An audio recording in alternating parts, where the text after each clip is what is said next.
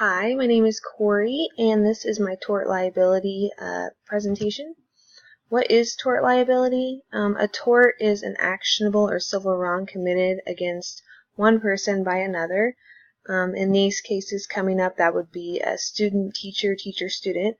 Tort liability simply means that one must be held responsible for their actions. A tort can be intentional and unintentional. Some of the more intentional would be battery, assault, slander, invasion of privacy, etc.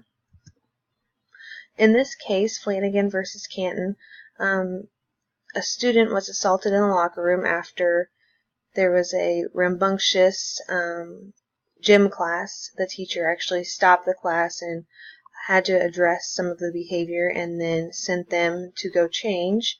While they were in there unsupervised, a student was pushed and then severely injured. There was no teacher in there to supervise the students.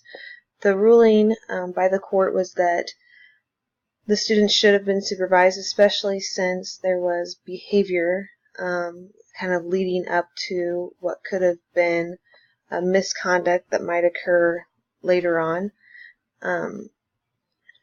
In this scenario, the reactive measures would be to ensure that the students are supervised in the locker rooms. There should be a female teacher in the female locker rooms and a male teacher in the male locker room. Now that could also be an aide or any other certified staff at the school. The proactive measures that I would take would just be to have a policy in place for that so that students are never left alone in the locker room where a teacher cannot see what is going on. And also to discuss the importance of involving an administrator whenever behaviors are starting to escalate, and to not be afraid to ask someone to come down and help if you are tending to something and you need to go in the locker room to supervise the students. The professional ethics would be that the teacher should have had the conversation with the student, assuming that that student was a male, in the locker room, or called on someone to come and assist them with the supervision. The next case is Mitchell versus Cedar Rapids Community School.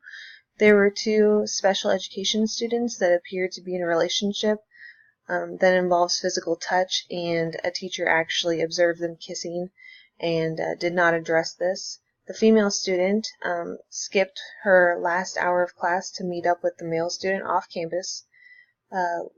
Later on, the two students eventually ended up at a friend of the male students where the female student was sexually and physically assaulted. The mother of the female student filed a lawsuit stating that the school was negligent because the absence was not reported to her. She was not informed that her daughter was not at school. And the court actually ruled in the favor of the mother and found that the school was at fault for not contacting the parent and seeking out the whereabouts of the student. In this situation, the reactive measures are to discuss the policy for addressing students in physical contact. So the teacher saw that they were engaging in physical contact and did not discuss it with the parents or the students. And to also train both of the teachers in correct absence procedures, especially with special education. If a student is absent and they had been there the rest of the day, or they don't have an excuse, or you're not sure where they may be, it's very important that you address that, contact the parents, figure out where that student may be. Proactive measures would just be to have a stricter policy addressing absences, especially with special education. Student safety is definitely the most important thing, and that should take priority over everything else. I found that the teacher that observed the relationship between the students should have noticed whenever the female student didn't show up that it's possible that she may be with the male student since he did not have a sixth period class. She just needs to be more aware of where her students are when they're absent, when they're missing, especially since special education students need to be definitely monitored more because they could be at a risk for themselves and others. Another case would be Frame versus Comax. Now, Dr. Comax taught science, and he was asked to substitute for another teacher. He was instructed to give them a spelling test. Several students were disruptive during the test, and he asked them to leave the classroom, and they, complied with that. And then Casey Frame began to talk during the test after the students were already asked to leave, and then was also asked to leave. Frame refused.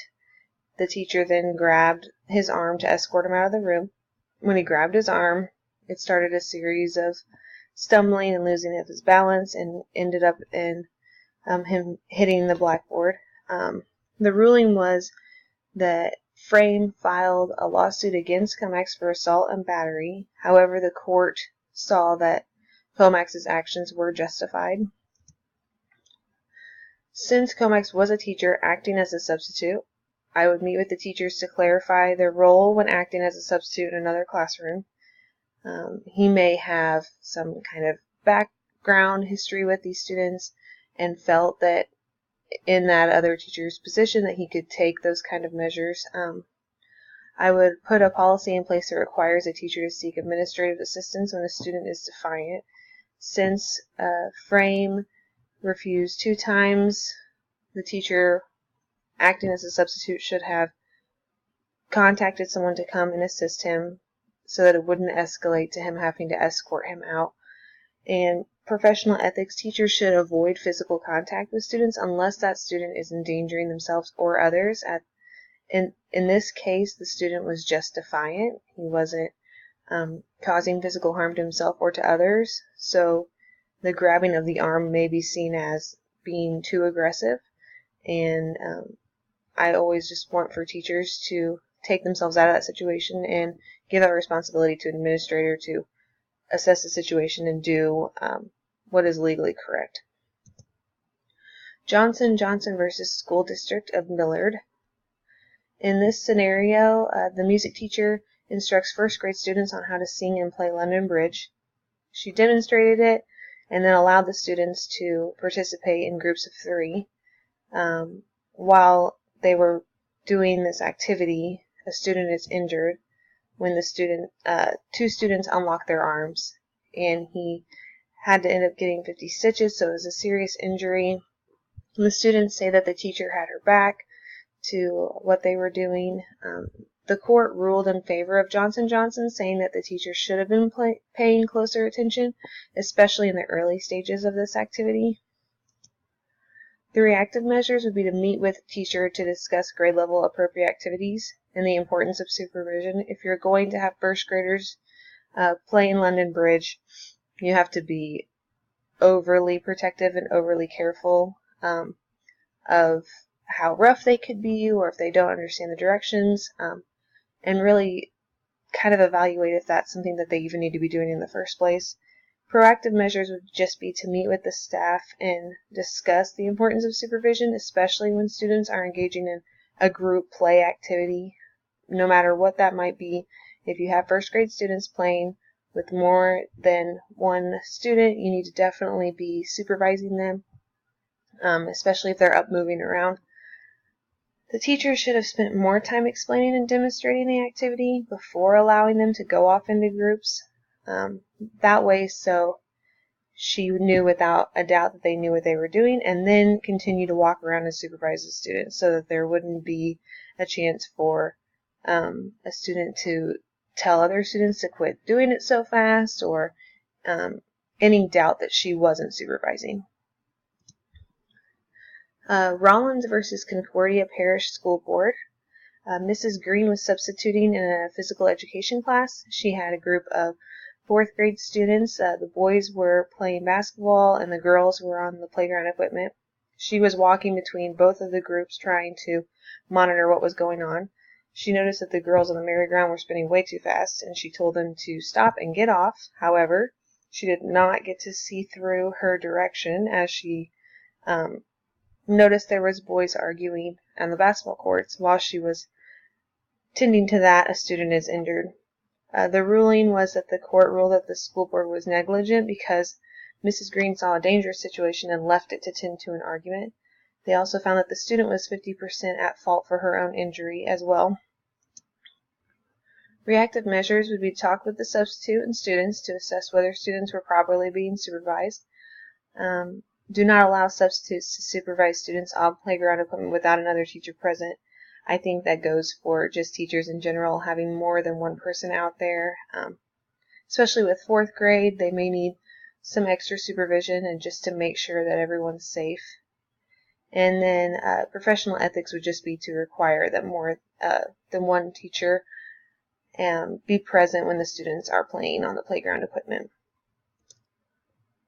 These are my references and how I found my cases. I hope that this explained tort liability a little bit better, and that concludes my presentation. Thank you.